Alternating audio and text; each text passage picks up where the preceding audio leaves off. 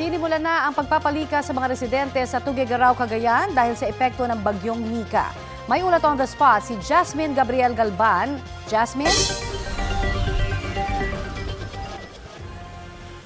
Connie, nagpapatupad na ng preemptive evacuation ang lokal na pamahalaan ng Tuguegarao City dahil pa rin sa epekto ng bagyong Nika. Simula kaninang umaga ay inililikas na yung mga residente sa bahagi ng Barangay Gosi Sur at Gosi Norte. 11 barangay ang binabantayan sa ngayon ng CDRRMO sa Tuguegarao City. Ito yung mga barangay na nasa low-lying area. Sa ngayon, wala pang pagtaas sa antas ng Pinakanawan River at Cagayan River, pero dahil malakas ang buhos ng ulan sa Isabela, Ifugao at maging sa Apayao ay pinaghahandaan na yung posibleng pagtaas ng antas ng mga major river system sa probinsya ng Cagayan.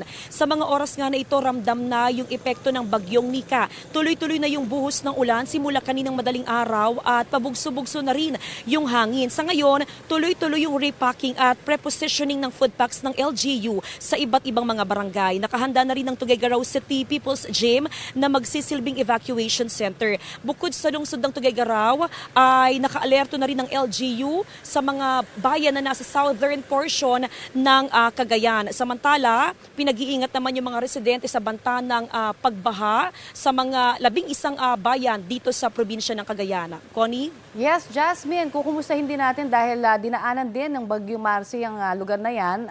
Kakamustahin natin kung yung mga nasiraan ng bahay, nasaan na ba sila ngayon? Ngayon na may bagyo na naman, Nika. Oo.